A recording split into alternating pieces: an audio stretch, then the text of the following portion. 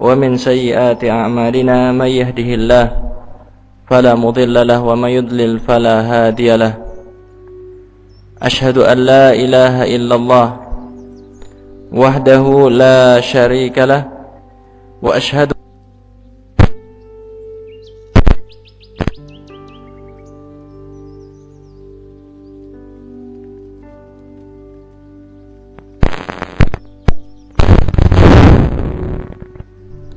Alhamdulillah, segala puji bagi Allah Subhanahu wa taala atas kemudahan yang Allah Subhanahu wa taala berikan kepada kita sehingga kita bisa menghadiri majelis ta'lim, kita bisa melakukan ataupun melaksanakan salah satu di antara kewajiban yang paling asasi bagi setiap muslim, yaitu mempelajari agama, mempelajari syariat yang datang dari Rasulullah sallallahu alaihi wasallam.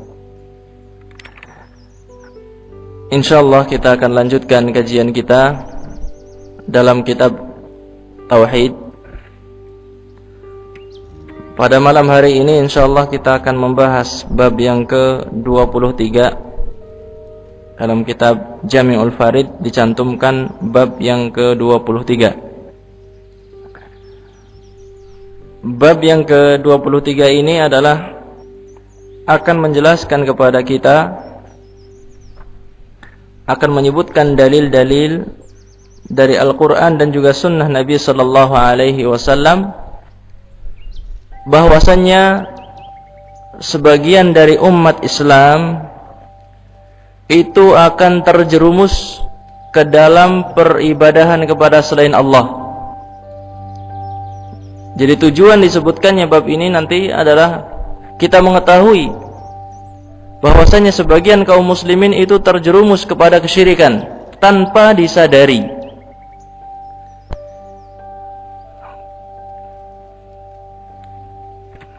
Kita akan langsung baca apa yang disebutkan oleh penulis di sini, bab ke-23. Qala al-muallif rahimahullah, berkata penulis, semoga Allah senantiasa memberikan rahmat kepadanya. Babun ma jaa anna ba'd hadhihi al-ummah ya'budul awthan. Bab yang berisikan tentang dalil-dalil yang menunjukkan bahwasannya sebagian umat ini akan beribadah kepada selain Allah. Bab ini bukan pujian, tetapi bab ini merupakan celaan bahwasanya sebagian umat Islam itu akan beribadah kepada selain Allah, akan beribadah kepada taghut.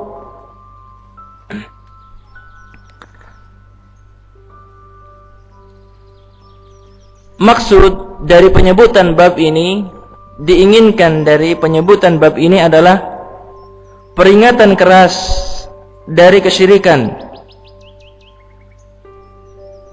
Disebutkannya bab ini adalah untuk memperingatkan kaum muslimin agar tidak berbuat syirik, dan bahwasannya kesyirikan itu adalah suatu perkara yang waqi', perkara yang akan terjadi dari umat ini bagaimanapun keadaan.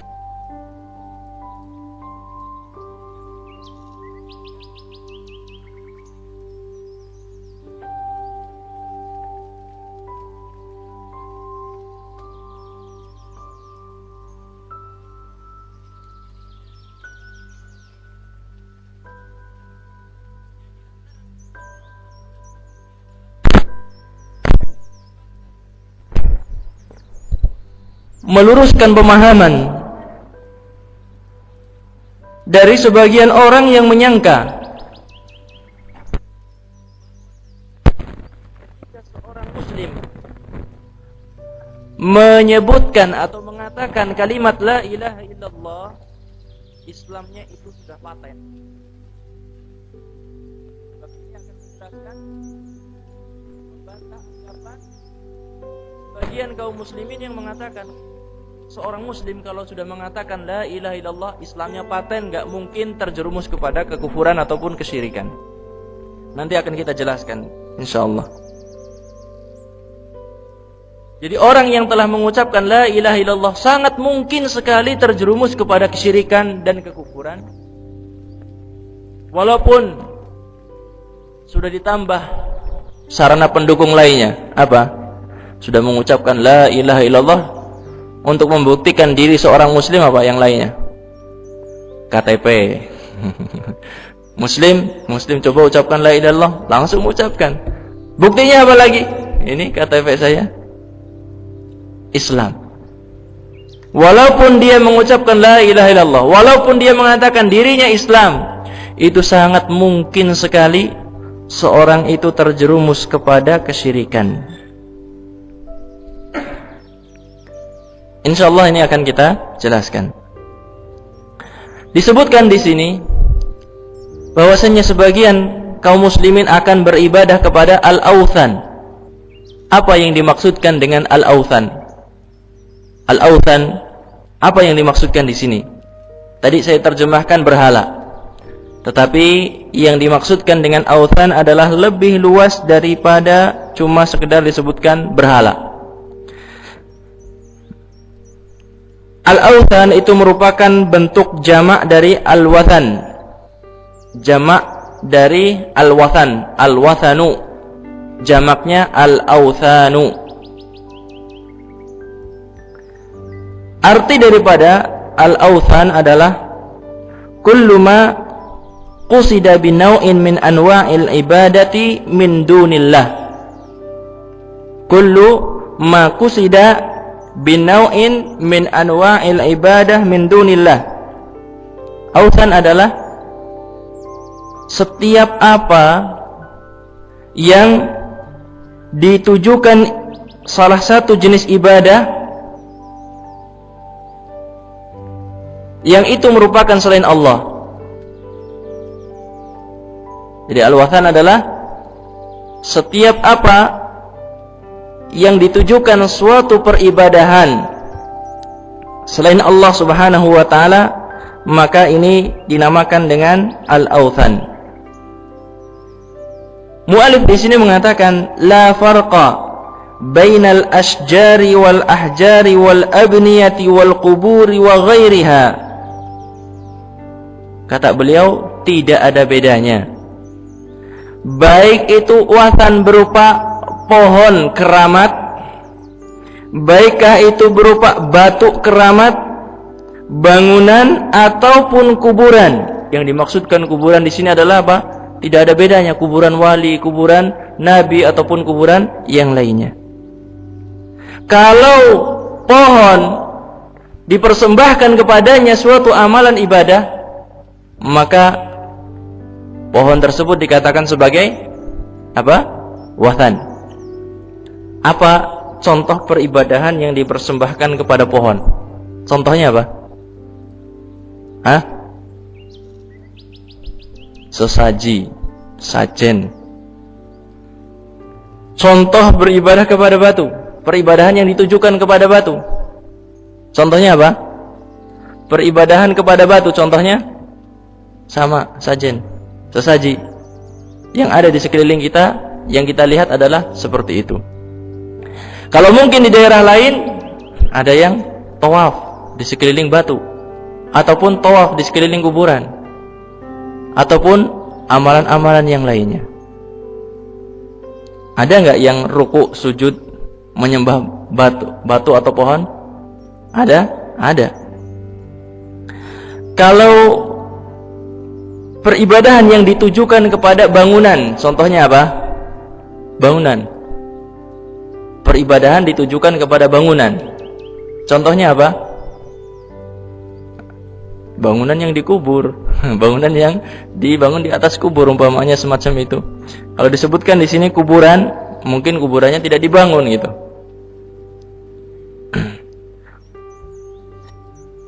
Hadirin sekalian yang dirahmati oleh Allah, jadi yang dimaksudkan dengan al-authan adalah sesuatu yang sangat luas, yaitu segala sesuatu yang diibadahi selain Allah itu dinamakan dengan al-awthan ataupun al-wathan.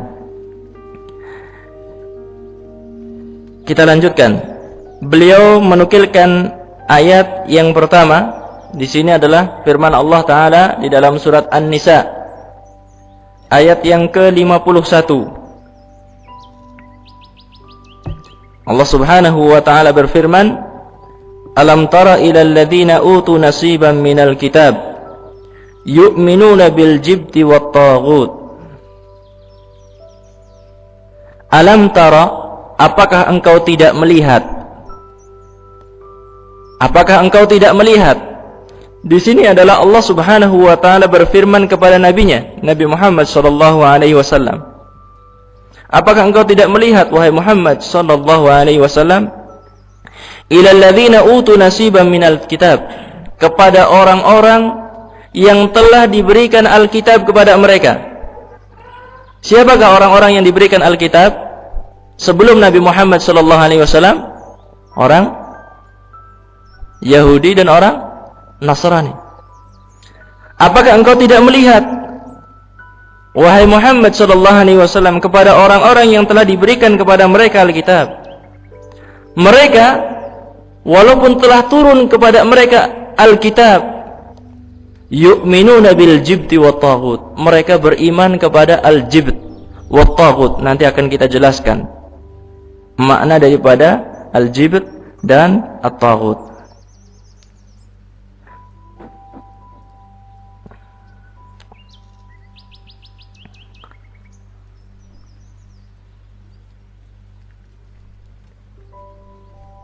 Allah Subhanahu wa Ta'ala menyebutkan firman-Nya di sini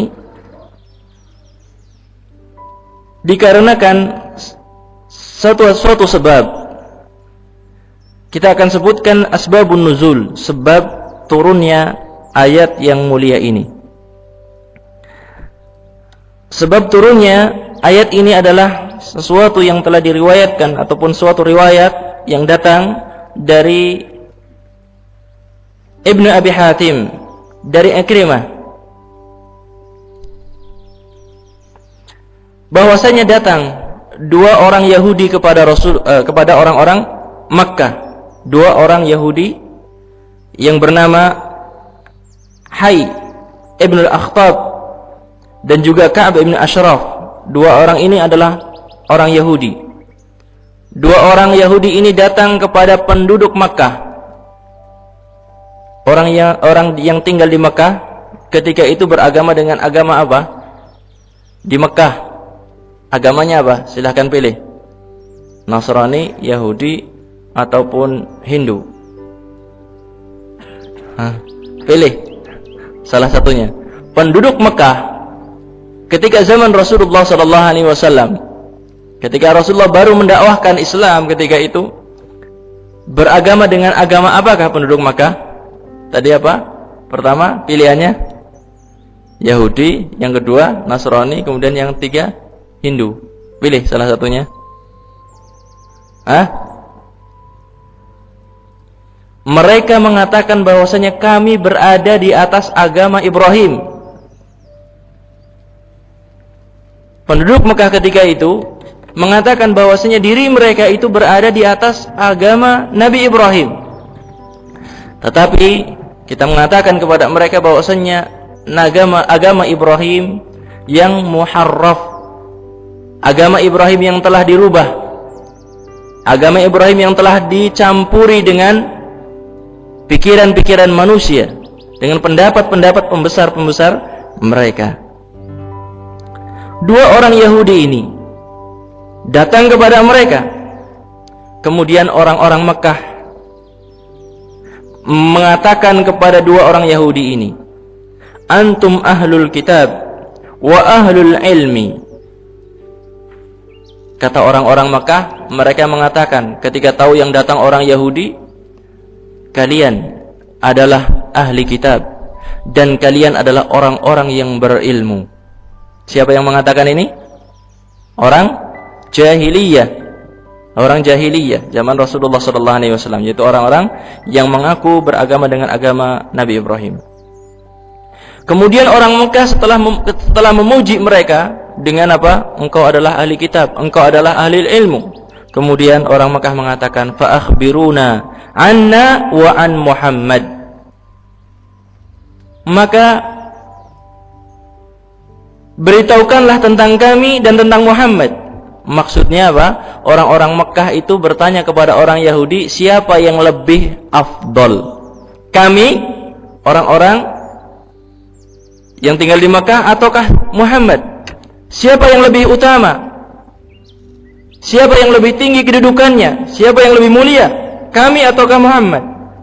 Faqala, kemudian dua orang ini mengatakan, antum khairun wa ahda sabila. Orang Yahudi ini mengatakan, kalian wahai penduduk Mekah itu lebih baik dan lebih lurus jalannya. Maksudnya kalian itu adalah lebih baik, lebih mulia dan lebih benar dalam agama kalian daripada Muhammad sallallahu alaihi wasallam. Padahal siapa yang mengatakan ini? Orang-orang Yahudi. Orang Yahudi tahu enggak Nabi Muhammad? Kenal Nabi Muhammad? Kenal sekali. Orang Nasrani pun demikian. Sehingga Allah Subhanahu wa taala pun menyebutkan tentang orang-orang Yahudi dan orang Nasrani, ya'rifunahu kama ya'rifuna abna'ahum. Mereka orang-orang Yahudi dan orang-orang Nasrani itu tahu Nabi Muhammad sebagaimana mereka mengetahui anak mereka sendiri. Kenapa? Kalau dikatakan orang Yahudi tahu Nabi Muhammad, orang Nasrani tahu Nabi Muhammad? Karena ada kabar bahwasanya akan keluar Nabi dari Jaziratul Arab yang namanya Muhammad dan seterusnya. Ada di dalam kitab orang Yahudi dan juga kitabnya orang Nasrani. Jadi tadi disebutkan dua orang Yahudi ini mengatakan, kalian penduduk Mekah lebih baik, lebih mulia dan lebih benar daripada Muhammad sallallahu alaihi wasallam. Maknanya adalah mereka mendahulukan, mereka menganggap bahwasanya orang-orang kafir, orang-orang musyrik itu lebih mulia dibandingkan Nabi Muhammad sallallahu alaihi wasallam yang membawa Alkitab, membawa Al-Qur'anul Karim. Kenapa sampai orang Yahudi ini mengatakan hal semacam itu? Lijahlihim, karena kebodohannya. Karena apa? Kebodohannya. Wa qillati dinihim, dan juga karena sedikitnya agama yang dimiliki. Wa kufrihim bi kitabillah alladzi bi aidihim, dan dikarenakan apa? Mereka orang-orang Yahudi itu kufur kepada kitab yang ada pada mereka. Orang Nasrani pun demikian. Walaupun ada Injil dan juga Taurat di tangan-tangan mereka, tetapi mereka kufur kepada kitabullah.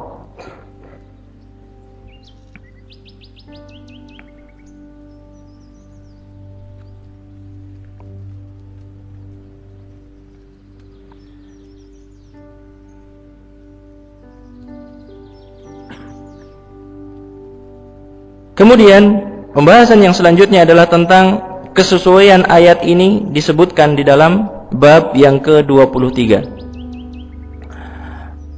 Apa kaitannya? Sekarang perhatikan baik-baik. Apa kaitannya? Ayat ini turun kepada siapa? Kepada Nabi Muhammad tentang orang apa tadi? Turunnya kepada Nabi Muhammad tentang orang Yahudi dan juga orang Nasrani. Bab yang sedang kita bahas, bab tentang apa tadi? Judulnya? Bab yang kita bahas apa? Sebagian umat Islam akan melakukan kesyirikan. Sekarang apa kaitannya?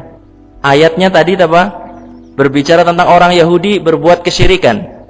Kok sekarang kita sebutkan bahwasanya umat Islam akan berbuat kesyirikan? Apa kaitannya di sini? Kaitannya adalah bahwasanya jika telah ada di kalangan ahli kitab yang beriman kepada al-jibt wa taghut. Jibt itu adalah apa? Berhala, dukun, tukang sihir. Al-jibt itu mencakup berhala, tukang sihir, dan dukun. Dan taghut adalah segala sesuatu yang diibadahi selain Allah Subhanahu wa taala. Jadi kesesuaian ayat yang disebutkan di sini adalah apa? Kalau dari kalangan ahli kitab yang mereka mengetahui kebenaran, ada yang berbuat kesyirikan, maka demikian juga ada di antara umatnya Nabi Muhammad SAW yang berbuat kesyirikan.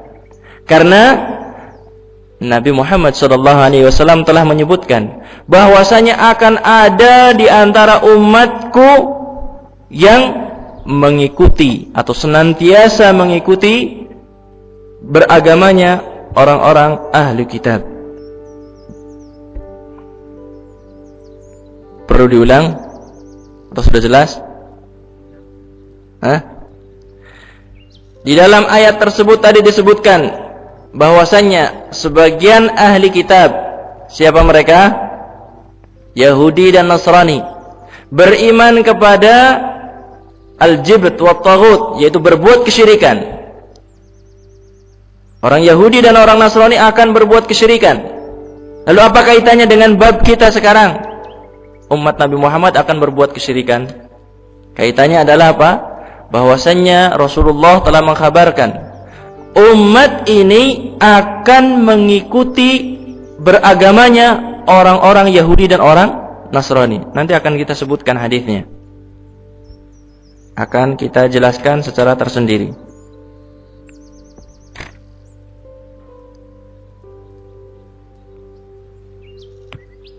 Jelas insyaallah.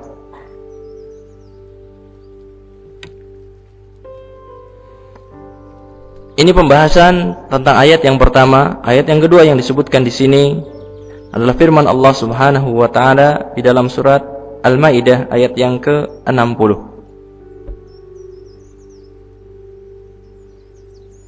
Allah taala berfirman, "Qul hal unabbi'ukum bisyarrin min dzalika mathubatan indallah man la'anahu Allah wa ghadiba 'alaihi wa ja'ala minhumul qiradata wal khanazir wa abadat taghut."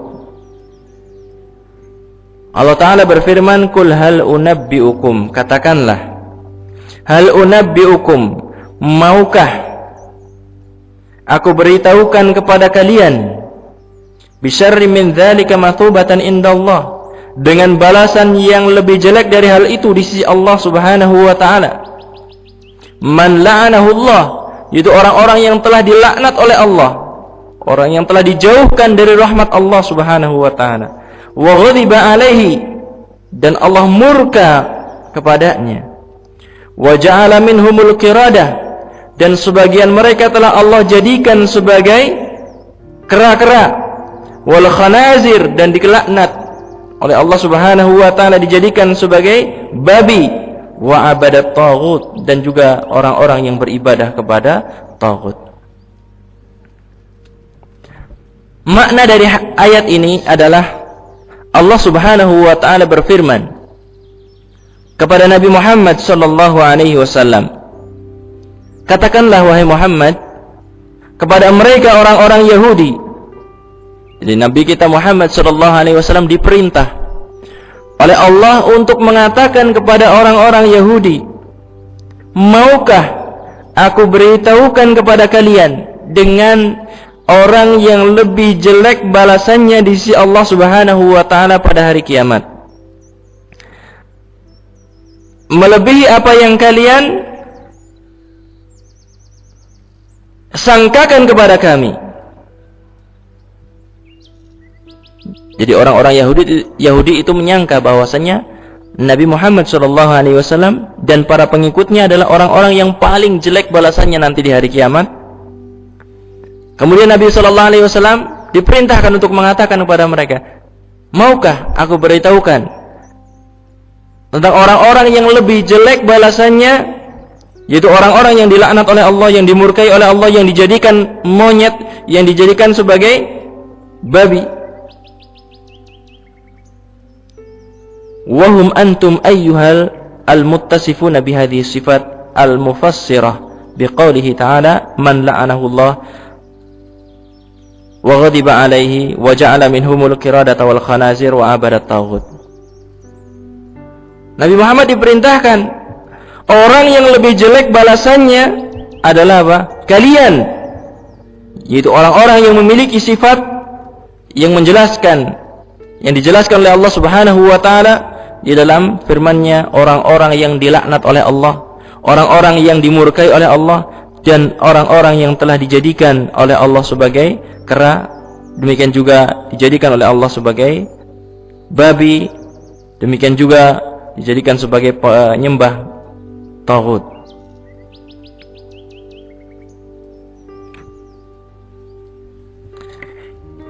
Pendalilan dari ayat yang mulia ini, pendalilannya adalah bahwasannya jika ada dari kalangan orang-orang Yahudi yang beribadah kepada taghut, maka demikian pula akan ada di antara umat ini yang akan beribadah kepada taghut. Jadi jika ada di antara orang-orang Yahudi yang beribadah kepada taghut, kepada selain Allah, maka akan ada di antara umat ini yang akan beribadah kepada taghut. Karena apa? Seperti yang tadi disebutkan. Karena Rasulullah SAW telah menjelaskan bahwasanya umat ini akan mengekor, akan mengikuti, akan taklid kepada orang-orang Yahudi dan juga orang-orang Nasrani. Hadirin sekalian yang dirahmati oleh Allah, kita lanjutkan kepada ayat yang ketiga yang disebutkan di sini. Di dalam surat Al-Kahfi ayat yang ke-21, Allah Ta'ala berfirman, "Wa qala alladziina ghalabu 'ala amrihim lanattakhidanna 'alaihim masjida." Berkata orang-orang yang memiliki kekuasaan, para pembesar. Ini kisah Ashabul Kahfi. Berkata para pembesar di zaman itu, mereka mengatakan, kita akan membangun di atas gua di mana Ashabul Kahfi itu tidur, akan dibangun apa? Dibangun masjid di atasnya.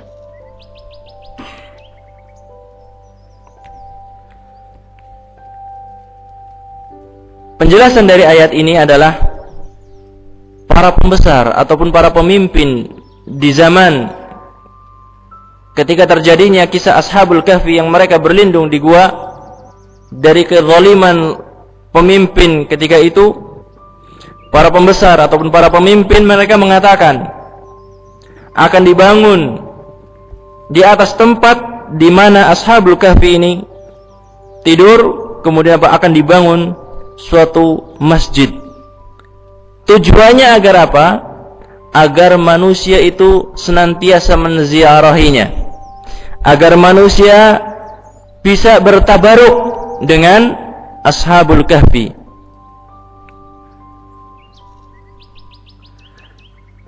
Apa yang dilakukan oleh para pembesar ataupun para pemimpin ketika itu dikisahkan oleh Allah ini adalah apa? Dalam rangka mencela mereka, bukan sebagai apa? Diperbolehkannya membangun masjid di atas kuburan, tetapi dalam rangka mencela perbuatan mereka. Karena Rasulullah SAW telah menjelaskan kepada kita, sebagaimana hadis ini telah kita pelajari pada bab-bab yang sebelumnya, la'natullahi 'alal yahud wan nasara ittakhadhu qubur anbiya'ihim masajid.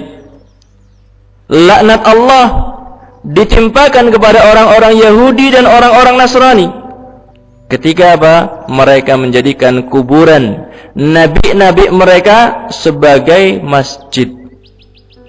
Tapi ketahuilah bahwasanya ayat ini tidaklah khusus, ataupun hadis ini tidaklah khusus orang Yahudi, orang Nasrani saja yang dilaknat oleh Allah, tetapi siapa saja yang melakukan perbuatan membangun masjid di atas kuburan, maka mereka adalah terlaknat.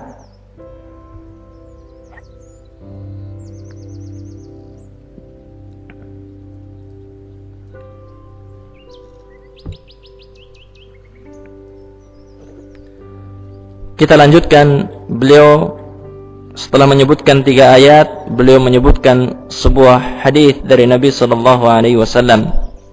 Saya bacakan hadisnya.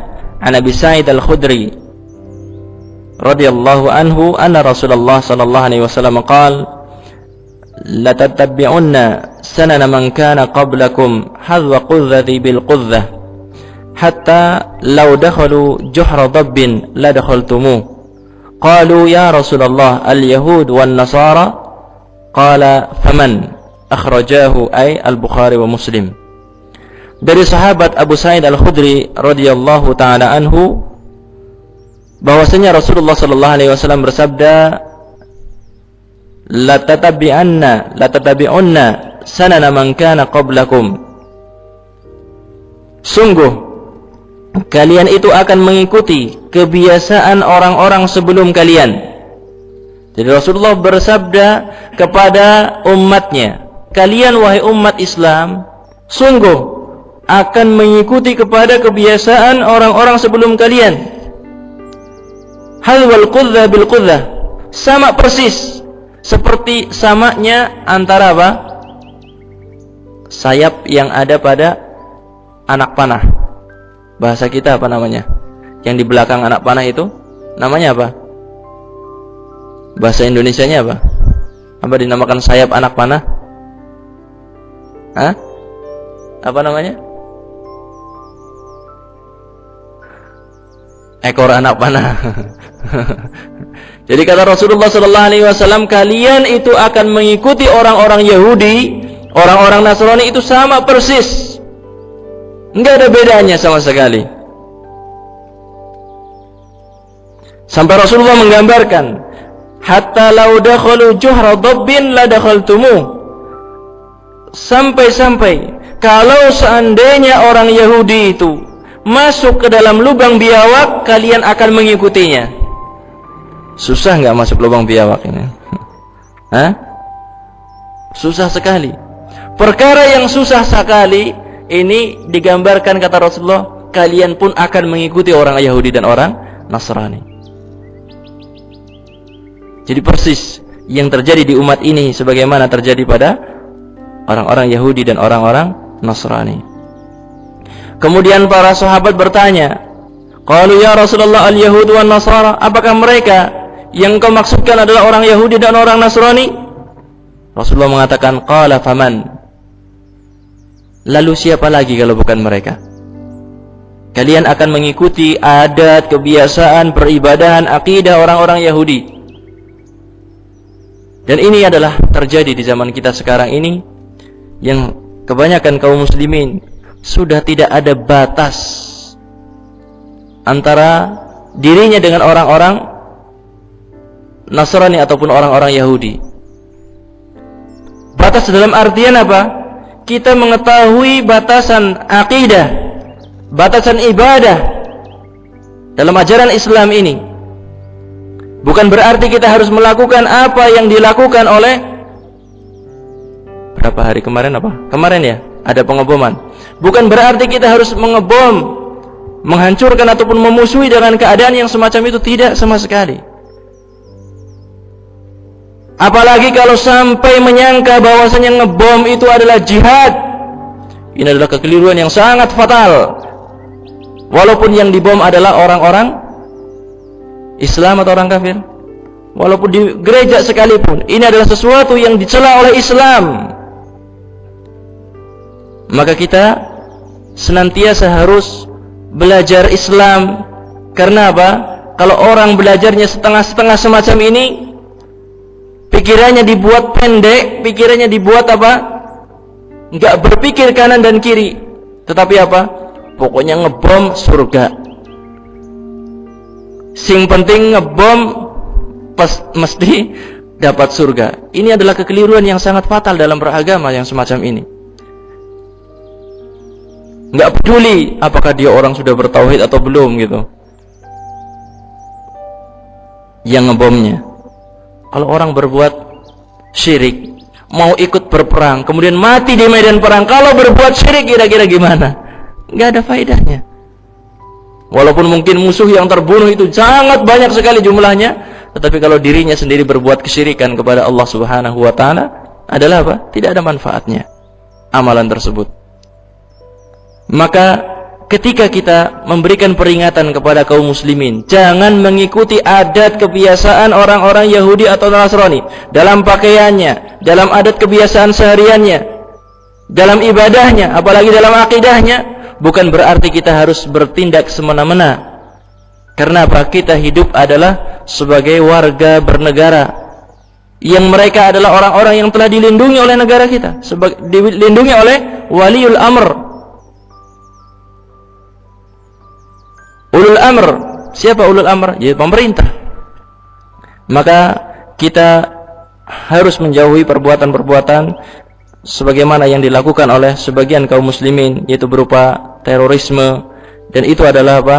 Tidak akan mendatangkan kepada umat Islam kecuali kehinaan di atas kehinaan, karena mereka adalah berjalan di atas selain sunnah Nabi Shallallahu Alaihi Wasallam. Mereka bertindak di atas kebodohan, tidak berada di atas ajaran Al-Quran dan juga sunnah Nabi Muhammad Shallallahu Alaihi Wasallam. Mungkin sampai di sini apa yang bisa kita pelajari pada kesempatan malam hari ini. Kalau mungkin ada pertanyaan, silahkan.